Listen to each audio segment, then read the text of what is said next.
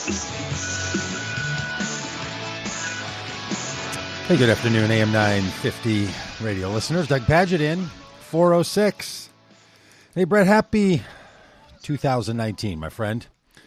Happy New Year. Indeed, happy 2019, or whatever technical day of the week it is. I'm so messed up on if it's Wednesday or Thursday, or is it really Monday? What is it technically? Yeah, that is a great point. It is Wednesday, January 2nd. And last night, coming home, I went to a New Year's Day party, and it was a bit like a New Year's Eve party, if you know what I'm saying. But anyway, when I was walking in the house, I was having to say out loud, what day is it today? What day of the week? Like, I've totally lost track. But it is, am I right? I should double check right now that it is Wednesday. I think it is. I think it is actually Wednesday. It's just easier when Christmas Eve and Christmas Day are a Saturday, Sunday, isn't it?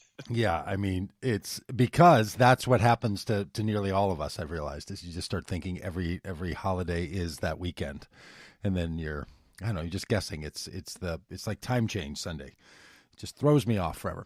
But hey, a lot of people like thinking about the new year, so I would love to hear people's thoughts if they have something they are looking forward to happening in 2019.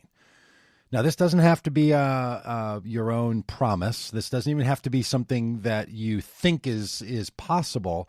But is there something that you want to share out loud with the rest of us that you would love to see happen in 2019? So give us a call, 952-946-6205, 952-946-6205. And if you, and we're going to do this all hour, so you can call at any time. We'll be talking about other things, but if you get if something strikes you as, that there's something you want to consider in 2019, go ahead and do so. Well, how about you, Brett? Do you keep a list of things that you're going to do in your own life? Are you one of these New Year's resolution makers? Oh, no, and that just annoys me when I see those New Year, New Me posts, although I think those went out of date a while ago. But no, I'm not a resolution person, because why would you wait till January 1st? If you need to improve something in your life, do it when you need to do it. Don't wait till the new year. Yeah, that's a good point. I guess almost all those things that I have on my list of like, okay, in 2019, I'm going to get serious about are just all things that I wasn't willing to do in December. Right, so they were all something that I was just putting off.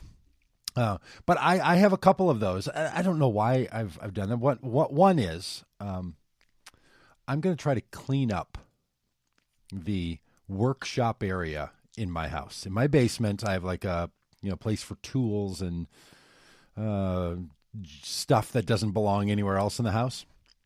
And I have decided it has become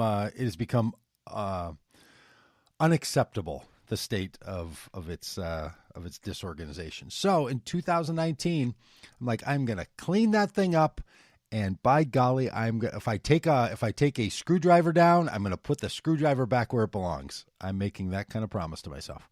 Is your studio on the same floor as this work area you're talking about? It is, yeah. The Bunker of Freedom studio is right on the other side of a door. In fact, I'm looking at that door right now, and I keep that door shut. Oh, so you can't turn the camera during the break and give people maybe a sneak peek. Well, you know what? I could on Facebook for the Facebook live feed. I think I can do that. I will open the door. And then I will go into that deep, dark shame spiral that people go into, when they have an unkept area in their life. So that's as far. And I have decided that today, and I'm trying this right now, I'm sitting on one of those big exercise balls instead of sitting in a chair. People use like a big exercise ball as a chair so that they can like work on core strength and they have to hold themselves up. You have to hold yourself upright because it kind of moves around and it engages your hips and your back and your core. I'm sitting on one of those right now. I'm going to give that a try for a couple of weeks and see if that can become my norm. But that's interesting doing that during a show, because you could easily move further and further away from the mic as you try to slide around, unless you got good balance, then you're probably covered. Well, I'm finding that reality that you're naming right now as we talk. I'm having to sort of lean forward and swing my hips and all the rest of it. So I'm already feeling the snug tightness of my back and hips. And I sat down a few minutes before we went on air here, but 5 minutes in, And I'm already like, oh, this is unreasonable. There's not a chance, which is how I view most New Year's resolutions that I've ever made in my life. You get about 5 minutes into the new world, and, that's it. You give it up. It sort of goes away. But if people have something they're looking forward to, I would love to hear it. 952-946-6205. Give us a call. And it can be, again, it can be fancy. It can be significant. It can be, just something small and simple. But I'll tell you, we are going to be moving through the year without Mean Gene Okerlund. Big news for those from the 1970s and earlier in Minnesota. Gene Okerlund was of my childhood growing up here in Golden Valley. I grew up right down the highway from the Channel 11 studios, now known as Care 11. And back then, I actually think it was Channel 9 was in that building. I think they switched numbers. But anyway, that's where they held the professional wrestling, and Mean Gene Okerlund was the host. He was the interviewer. He was sort of the MC of the whole thing, and he has passed away at age 76. And did you follow wrestling? I did, yeah. Well, a little before my time, so I followed him more when he was in WCW in the 90s. But it was funny reading the Star Tribune article about him because they interviewed Jesse Ventura, and they were talking about how he kind of got into hosting that gig accidentally, where he was working as, I guess, a sales executive over there, and Vern Gagne needed a fill-in and made Mean Gene Okerlund do it. And that's how it ended up happening. Yeah, he was a radio guy and did sales, like he was selling ads and walking down the hallway on a day when they needed him. And I think it was probably a Saturday morning, and they just hauled him in and said, "You've got a host." And he said, "I don't know anything about wrestling." And so he would wear a suit, a classy sort of, of the day, vintage, mid 70s, then through the mid 80s. You described it as a leisure suit, pretty much. A leisure suit, yeah. With that, even the picture that they have on the Star Tribune website is the classic look. I mean, he's standing there with Jesse Ventura and another guy, and I was next to Gene Okerlund on a number of occasions because literally, I mean, almost every Saturday we would go over and watch the professional wrestling. It was spectacular. As a kid, because the room that the matches took place in, that looked to a child, massive on television, was, I mean, it was probably a 20-foot by 20-foot wide room with a 10-foot by 10-foot ring in the thing. It was teeny with a little bleacher set, and then 12 feet over is on the other side of a whole half wall is where they would do the interviews. So as a child, as a kid, 10, 12 years old, these huge wrestlers, Hulk Hogan and Jesse Ventura and Andre the Giant, were in this space. And Gene Okerlund was probably, 5'5" or 5'6", 7", maybe something like that. He was not a big man compared to the size of these mammoth professional wrestlers. And he seemed like to my mind as a kid, when I wasn't sure if wrestling was real or not, I don't want to be a big spoiler for anybody, but it's more difficult. What professional wrestlers do with their bodies is more difficult because they have to not hurt one another than it would be if they were just actually wrestling or punching or trying to hurt one another, right? I mean, like, their careers would be much shorter. But having to keep a career going at the level that these athletes do in choreographed fake fights is seriously impressive, right? But it's fake in the sense that it was not real. But Gene Okerlund, to me as a kid, he was like the legitimizing factor of the whole thing, because he felt like my dad. He's over there in a suit. He's interviewing these guys with real questions, like some other interviewer would do in regular sports. And the Mean Gene has a place in my psyche as a 52-year-old man from Minneapolis area. That's so tribute to that guy. Mean Gene Okerlund. We're gonna get on without him. I actually didn't know what had become of him. So when I heard today that he had died, I was one of those stars, one of those famous people from my past, that I thought, oh, is he still alive? Like, I was sad that he died, but it was also like he easily could have died and I would have missed it. If I wasn't paying attention to the news on a day like today, that would have been something I easily could have missed. But a big tribute to him and to the way that he put Minnesota on the map. It was, I always felt, even when he moved on to, as you say, the WEW or whatever, and then to the... Yeah, he was I was surprised that he was 76. I thought he was a lot older because to me, he always looked like he was 50 or 60 years old, even back in like the 70s or 80s. I thought he would have been in the late 80s or early 90s at this point. So, that is a great point, because I was trying to do the math and I'm thinking, okay, so he's 24 years older than I am. So when I'm 12, 10, like this guy's in his early 30s, and I thought he was an old man when I was a kid. Like you say, he just had that presence, I think, because of that hairline and the mustache and the suit and just the whole shtick. He was a great Minnesota commodity. I think he was one of the, and then I know that years ago he moved to Florida, where he was from. So I'm sure Florida sort of claims him, but I like thinking of him as a Minnesotan. And hey, I read another thing on the Star Tribune website for those who are thinking about their, honestly, how to have a better year in 2019. And what most theorists and philosophers and advice givers tell you, if you want to have a great year, you not only pursue some level of success, because you can hit success, and success apparently makes people feel like they're doing well in a new year. But the biggest thing about feeling like you're having a great year is to ratchet down your expectations. So all the people who do this kind of work say, hey, if you want to have a great year, lower your expectations and make it much more reasonable. So, I think we should cheer people on to greatness, but also sort of ratchet down their expectations. I think if Donald Trump has not taught me anything, it is ratchet down your expectations, because there's a guy who can underachieve at the greatest of levels. All right, when we come back, I want to chat a little bit about Klobuchar running for president. It sounds like she's going to, and people on their own driveways and all the rest. So AM950, Progressive Voice of Minnesota.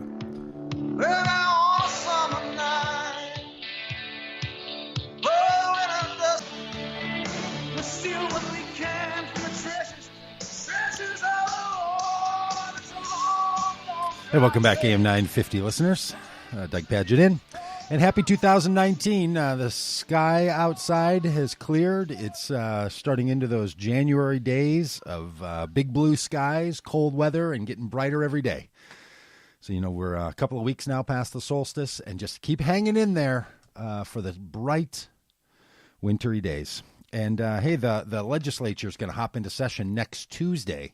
And I'm really looking forward to this. We're going to have some conversations here on the show with some of the new legislators, both at the state and some of the Minnesota legislators in Congress. But I'm really looking forward to the state getting back into session and seeing what they've got going on. So stick to it with that. I'm talking a little bit about the new year, and if you have a New Year's hope, something you're looking forward to in 2019, I'd love to hear from you. 952-946-6205. I'm working the ball here, sitting on an exercise ball instead of a chair, because I feel like for 1 hour a day, when I do the show, I can get a little extra core work in, and it's killing me. So my goal today, simply to make it an hour, which might be a long time. I don't know. I've never used one of these balls for a desk for a desk chair before. Hey, and a little tip: if you're looking for some holiday or for some New Year television watching, and you use Amazon Prime, or you can get access to Amazon Prime television shows. They produce their own TV. You can watch it on your computer, your phone, or your television set. It's really great. There's a show called One Mississippi. Brett, are you familiar with this show? No, I'm only a Netflix guy, so I'm not familiar with this one. Yeah, One Mississippi. If you pay for Amazon, Prime delivery, then you get to also watch TV shows they produce. But One Mississippi is a great little sort of dark comedy is the wrong word, but sort of a sophisticated comedy half-an-hour show about a comedian woman. So it's anyway, it's really great. So that's my tip if somebody's looking forward to seeing some kind of some kind of new television this particular year. Hey, it looks like Amy Klobuchar is still contemplating whether she's going to run for president or not. And I've changed my tune on this a bit. I was apprehensive. I mean, I'm still going to, if she does run, which now I've changed my mind. I hope she does. I have, I still want to hold her feet to the fire of her current job responsibilities, because I'm not a fan of politicians running for another job and not fulfilling the job that they're currently in. I think it's really important that all of our politicians, that all of our government function the way that it should, so we have a solid baseline by which to determine if a politician is doing their job and if the government is acting the way that it should. That's why I'm not for government shutdowns, and I'm not for people running for office while they're in another office. But having said all that, assuming she can do both things, I'm sort of looking forward to a Minnesota politician leading the conversation and considering her run. So I know she has a lot of things to consider, and I'll just be honest. She has not asked me my opinion about this, but I'm going to offer it anyway. I hope she does run, and I hope that I find her sometimes to be not as boldly progressive as I would like Minnesota politicians to be. I get that she finds a place of common ground. Common ground is her thing. I get all of that. I'm not entirely sure that she has the temperament, personality, flair, fire, zip that it's going to take to attract national attention, to be the kind of politician that can win. So I'm not entirely sure about that, but I would like it to be a Minnesotan. I think she has some.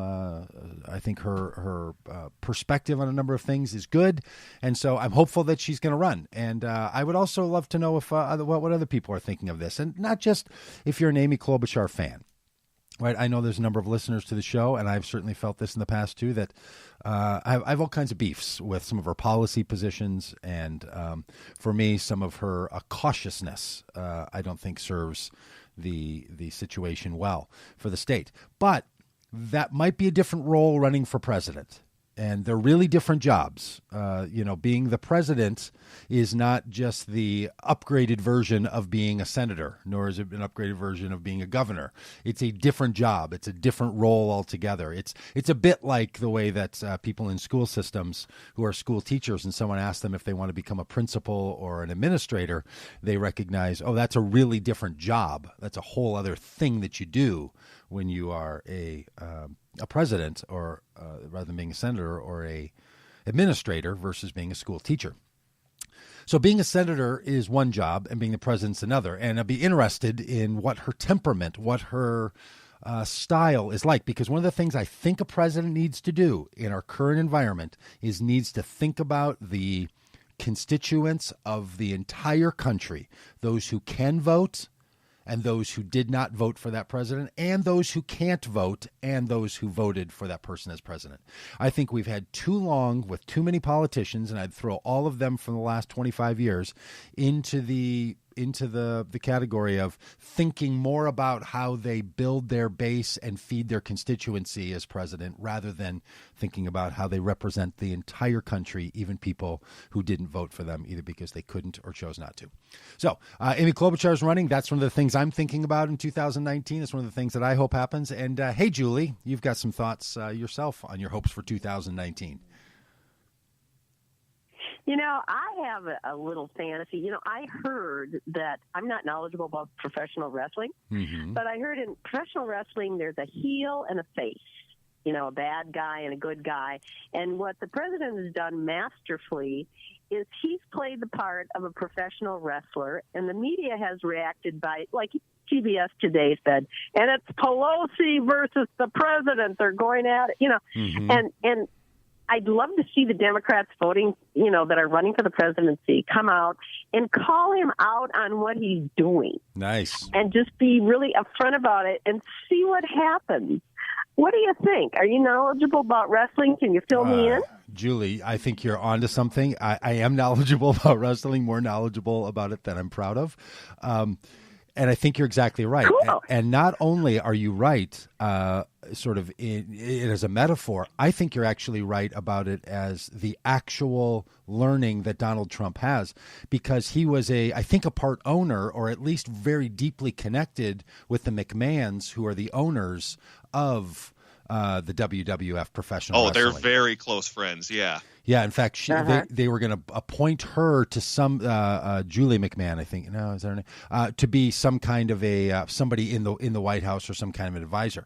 So I think they're deeply, deeply connected, literally into the professional wrestling narrative and how you create a good guy and a bad guy in a crisis, and you move from sort of event to event, creating a storyline arc. In a lot of ways, professional wrestling was the early reality television, right? Reality television took its narrative from wrestling, and you might know that it was, one of the people that produces reality television that sort of brought Donald Trump out of bankruptcy and sort of celebrity humiliation in the early 2000s by launching The Apprentice, and created that in the modality of professional wrestling. So I think he is the professional wrestling president, and I think it's so wise of you to say, what if Democrats just started calling him on that and said that real life, and the real life presidency is too serious for you to keep running it like it's some sort of professional wrestling gig. Julie, I think. And then I got a quick question. Mm-hmm. Is Mueller, as a distraction thing, is Mueller and his staff working now that there's a shutdown of the federal government? Because I haven't heard a word. Who's that? Who's that you're asking about? I'm wondering if Mueller is working, if he's investigating the president and his family.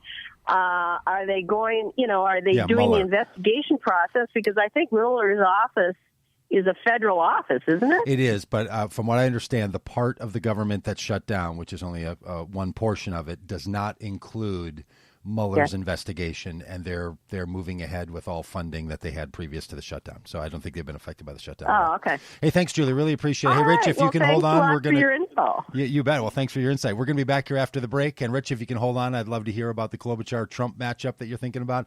AM950, the progressive voice of Minnesota. We'll be back after the break.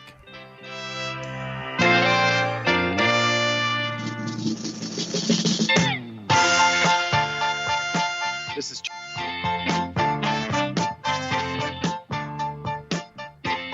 Hey, welcome back. AM950, progressive voice of Minnesota. 4:34 on Wednesday, the second day in 2019. And I got to tell you, I don't mean to brag, but I'm having the best year of my life. I've returned every email this year. I've returned every phone call. I'm all caught up on my work obligations in 2019. I'm killing it.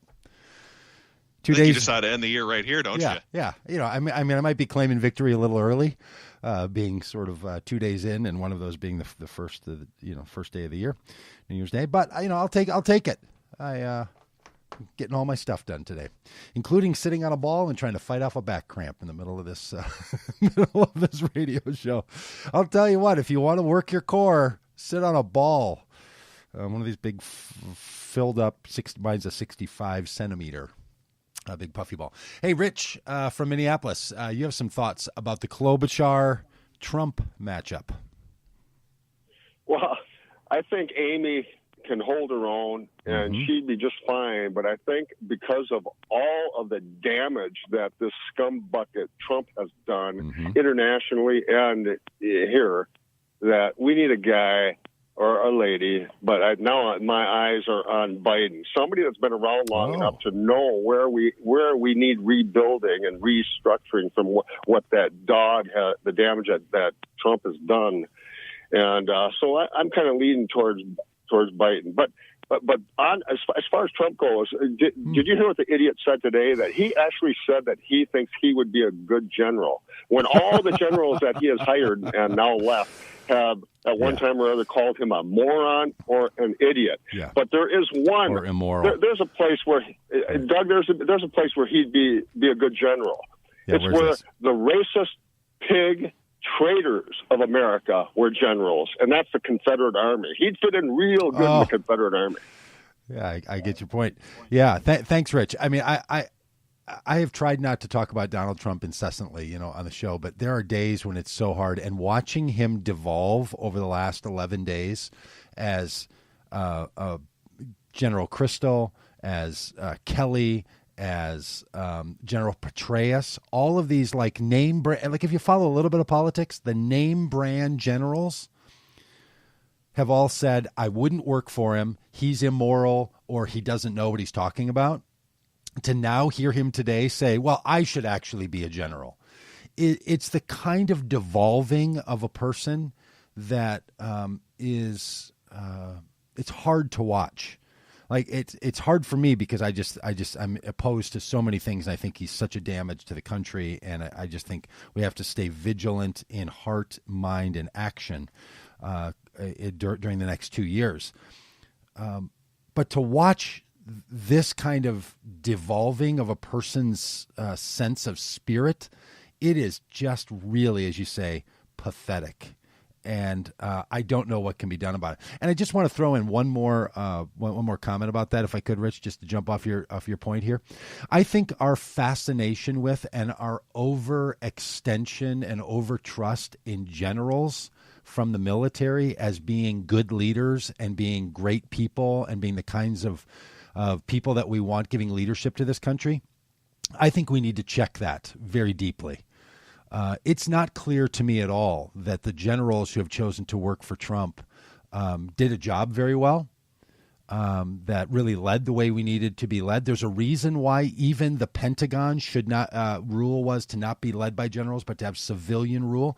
There's a kind of think that goes on in the military. And if you've been in the military for 30 or 40 years, it does something to you. And I think we grant, partly because Trump seems so non-military and non-professional, and the professionals we can think about who are in our government tend to be those in the military. So there's a sense that we sort of conflate good leadership with the generals. But I think we have to watch it because if you just total up the brand named generals that we've had across our system, it's not entirely clear that they've served the country all that well. They become just as bought into the system, or in the case of John Kelly, just as partisan hack as anyone to stay in that job for so long and to allow the president to do all the things that he does. I think we really need to check that. And this is why I'm really glad that now we've moved so that many of our politicians don't root their primary leadership and their primary sense of American patriotism strictly in the military. I've said for a long time, the same kind of goodness that we give to the people in the military and say thank you for your service, which I think we should really also partner with anybody in the military, our apology for having a war mentality that has put you at risk. Not only thank them for their service, if that's something you're confident in doing, but I think we should also apologize for having an attitude that puts their lives in risks and causes them to have to live in ways that's so harmful to their bodies and to their spirits. But I'm so glad that I wish we would extend the same thing to people who serve in every other way in our civic society. School teachers, people that work for the government in other areas. We tend to treat people who work in the government, whether that's for school systems, for the county government, for state government, city government, we tend to treat those people like somehow they got some winner deal of a job and that they're not actually offering themselves as service to the country as well. So I really think that we need to raise up the idea that people offer themselves in service to the country. And then when someone runs for office, we should appreciate the work that they do. So, all right. Thanks for my little rant on that one, Rich. Hey, Gary, I know you've been hanging on for a bit. Give us your thoughts here on Senator Klobuchar. I wholeheartedly agree with what your last comment, Joe. My father was under Patton. He was universally cursed by the foot soldiers over there in North Africa. And MacArthur, Truman had to fire him for screwing up in Korea. But I was going to say, also government workers, they're watched like all the time, like they're under the thumb of the people for being government workers and under the public eye. But these private workers, especially these CEO types, we pay for that in the products we buy them, hundreds of millions they rip off from us. But I was going to say, I like Klobuchar. I really don't know exactly how liberal she is. I know she's liberal, but she's a vote getter. She gets people from all walks of the political spectrum, except for the Trump followers, to vote for her. She's a good vote getter, and I think she might be the one. And I'd be leery of that Hildebrand out there, all that, and Schumer, they're all in the pocket of the bankers that carry the interest tax break to the bankers where they pay less than a lot of working people. We need bread and butter issues now. We need to rebuild the middle class. Thanks, Gary. Appreciate your listening and your constant calls and support. Thanks so much. Appreciate it. Hey, David from Shakopee, you've got some thoughts about this Warren, Klobuchar, and the other senators running. Yeah, it's just, we talk about, the issues and all that stuff, but the real issue is the issue that we never talk about, and that's what really happened in 2016. I never hear anybody talk about it. They talk about how people stayed home and people didn't vote. Yeah. But the truth is people did vote. They just didn't vote. The people that, shifted the election in 2012 didn't shift the election in 2016 because Gary Johnson got 3 million more votes in 2016 than he got in 2012, and Jill Stein got 1 million more votes. That was 4 million people. The problem is that people were sick of the status quo. They're sick of the same old, and let's be honest, that's what Hillary was. She was the same old, same old. Yeah. She wasn't going to make any major changes. That's right. Yep. But so I'm really worried that if we don't address the real issue, which is the status quo, that Trump's going to win in 2020. If we just keep talking about, this issue and he's terrible and all that other stuff, people are going to either vote for third-party candidates because they're sick of the Democrats and the Republicans, or they're just going to stay home. And that's what I'm worried about, is because I don't hear anybody really talking about how to engage people who have lost faith in the two political party system and who have lost faith in the system itself and have either checked out completely or gone over to other parties. And until we deal with that, I don't see how we can ever win. Do you feel like there's any chance that those voters that feel that thing I think you're articulating so well, and I've heard it too, and I agree with you, that people who feel that the status quo is what they're voting against, that they want to see some movement, especially at the presidential level, is there any democratically endorsed candidate that could bring those people in? Like, are they swayable by the personality or the pedigree of a particular candidate that would bring them back from the Gary Johnsons or Jill Stein parties? if you look at Hillary, let's be honest. She was the most qualified presidential candidate in history. Nobody had ever been in the White House in the way that she had before. So I don't think qualifications matter. I think it's going to be charisma for one, but they're going to have to. I think the people are going to have to see this person as an outsider. If they don't see them as an outsider, I don't see them being able to draw what, God forbid, what Donald Trump draws. Yeah, I hear you. I can't stand the guy, but I understand. I talk to these people that I work with, and I get it. They're fed up. Yeah, right. They're sick of the same old stuff. Right. People think about Donald Trump the way they. I don't see any Democratic candidate currently that can convince them otherwise. Yeah, they think about him in the way that people who have to have some sort of an invasive medical treatment think about it. Like, now, no. And I hate to bring this up, but I think some of them would have gone with Bernie had he. Oh, for sure. Gone. But let's, for again, sure they would let's be honest. Bernie spent 30 years keeping the Democrats at arm's length, saying I'm not a Democrat, and then when he decided to run for president, expected that political machine to get behind him. And that wasn't going to happen. Well, foolish. And that's my question about. Just the sheer realities of the Democratic Party. Yep.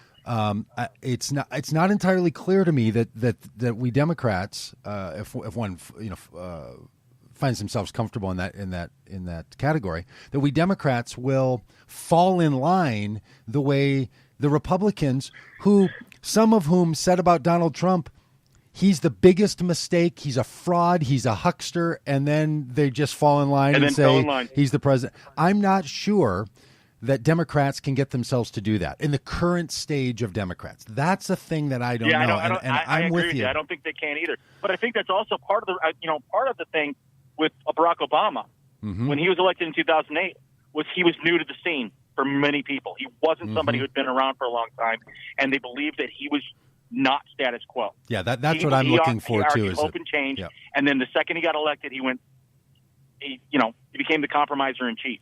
Yeah. I mean, there wasn't a compromise that he wasn't willing to make. So, I mean, he campaigned as a fighter, but he didn't govern as one. Yes. And right. I'm sorry to say that about him. I love the guy. I think he's one of the coolest guys ever. And he's brilliant. But he was looking, we should have known when he said that, his favorite book was A Thing of Rivals. Yeah, the Team of Rivals about the Lincoln administration. Yeah. Right. We should have known that's how it was going to go. But well, and I do think what we're looking for and what we need. Yeah, thank you, David. I appreciate your call a lot. And I think Dave brings up a great point that I believe what we also need is we really do need somebody who's going to their personality, charisma, life is going to grab people's attention. And people will say, well, this person's somehow going to be a bit different. I think that's crucially important. It's one of the things I don't see in Senator Klobuchar.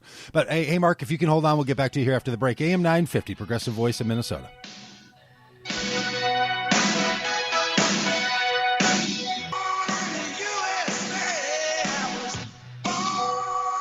Hey, welcome back, AM950 listeners. 4:50 in the afternoon on the second day of how we count the calendar. Calling this the second day of 2019. Hey, Brett, I think a lot about how the calendar, was put together, the Julian calendar we're on, or the Gregorian calendar, whatever.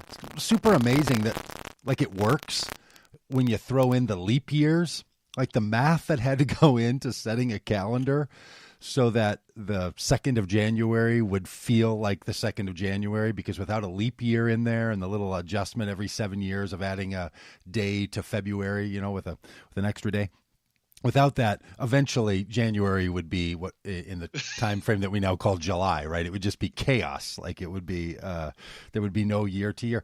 It's actually quite amazing that humanity has figured out how to live by a calendar. It's because it's not as simple as because what makes it amazing is that you have to have this little workaround in there. You have to have the leap year workaround for the whole thing to work. So it's awfully impressive. And every time there's a new year, I always think, hey, good for those people figuring out that calendar. Back in the day. I'm still confused on how the leap year works. How you can have 360. Is it 66 days in a year? That might be a question for Paul Wallace, I think, on Friday. You know what? Exactly let's do it. Let's bring it up and ask him. And it turns out I've looked into it before, and it does things to my brain because I'm not a math person the way some of them are. But it's a long math problem that you realize that it's because of the we'll talk about it on Friday. But I think it's because of the oblong nature of the pathway of the Earth, of the Earth's orbit. That's what's doing it. Yeah, but kind of amazing. Hey, I have two things that I want to add into what I would love to see happen in 2019. Some things I'm longing for.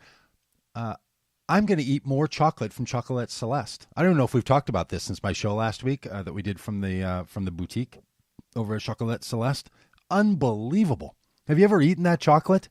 People hear the advertised all the time here on the station, but it's unbelievable.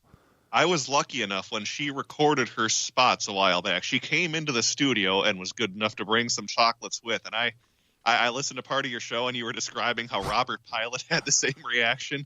I was the very same way. I've never tasted anything like that because it's not like, oh, now I got to have 6 more of these little chocolates. No, you feel satisfied after one. Yeah, it's very fulfilling. Yeah, it's the opposite of what happens when I eat other chocolates, where I just want to eat more. It's like I couldn't have another bite. I'm stuffed. It's insane. It should be like a chocolate weight loss program for people. Eat a half of one of these little guys, and you won't eat sweets for a day. Maybe we're on. I wonder if that'd work if you have your chocolate craving. You just have one of those things. Yes. Oh yeah. Oh, and a half of one. So I'm going to make that commitment, and then I have a longing for other people too, especially some people in the city of Minneapolis. People everywhere, but especially the city of Minneapolis.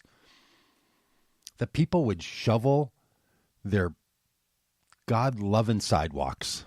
I mean, it's unbelievable. I was glad to see an article in the Star Tribune about this, how Minneapolitans have become less neighborly in shoveling their neighbors' sidewalks, which, fair enough if people don't want to be out shoveling each other's sidewalks. But shovel your own, people.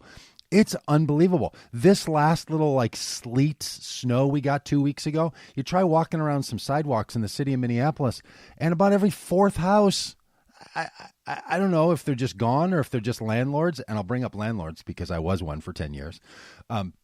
Oftentimes landlords don't take care of their own sidewalks. They don't pay someone, and the tenants are like, I'm not doing it.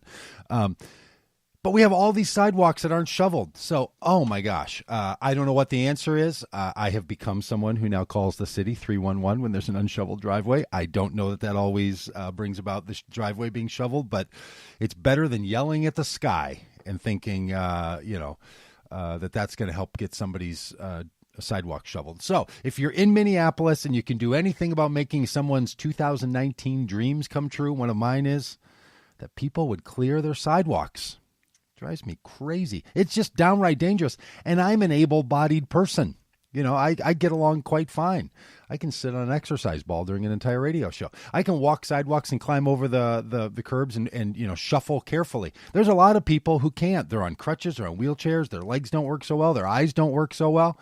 It's unbelievable. So I think we've slipped in this. Pun intended. I think we've fallen down on taking care of our sidewalks, and I think the city of Minneapolis and Mayor Fry and your gang, I think you need to get on this, and let's make Minneapolis a place where we're proud of the sidewalks, because it's getting just downright ridiculous. So that's my thought. If you want to squeeze one in before the end of the hour, your thoughts about 2019, some hopes you have, 952-946-6205. That's the phone number that Mark in Fridley called. Hey, Mark.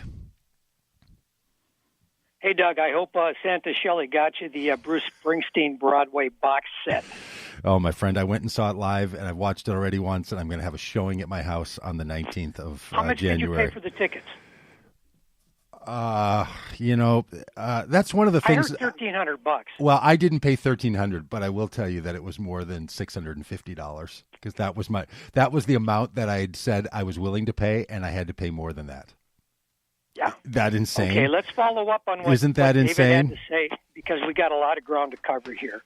Number one, if Trump thinks he would be a good general, then why did he pay off his dad to pay off a doctor in one of his tenement apartment buildings to get a deferment out of Vietnam? Oh, Mark, that's a winner. You got generals like Doug MacArthur and Eisenhower and Patton and Smedley Darlington Butler, who said that our economy is a war economy, and we're bred in an artificially induced psychosis of war hysteria and incessant propaganda of fear. So Donald Trump. That's a quote. I almost said it. You almost had to beat me. You had your shot, you took the coward's route.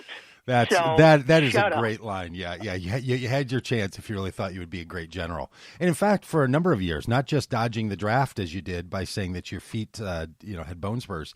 At any point, you could have, joined the Air Reserves, the National Guard. You could have enlisted if you really thought your contribution to the country should be as a general.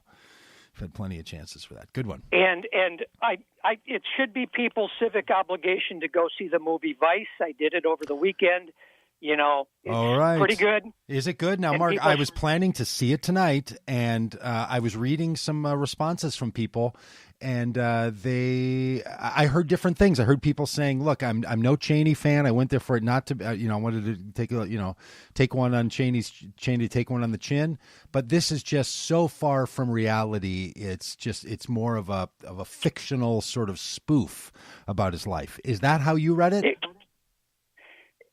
You have to understand how psychological operations work and what is soon to be forthcoming. The things that General Butler and General Patton and General Eisenhower and General MacArthur warned us about is this artificially induced psychosis, and things like movies and TV news and social media have everything to do with that. Yeah. And I just wanted to touch base before we end. I was asked to do a podcast on Friday night about Paul Wellstone, and I'm going to do that.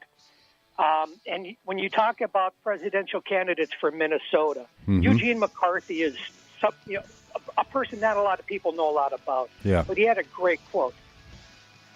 With a lot of sentiments of what Dave had to say, because had the DNC gotten out of the way of Bernie Sanders, he would He would have been the president. Yeah, I think you're probably right. Hey, Mark, thanks for running up that hard break. AM950, Progressive Voice of Minnesota. Thanks for listening. I'll talk to you tomorrow. Don't touch that dial. The Norman Goldman Show is coming up next on AM950 KTNF.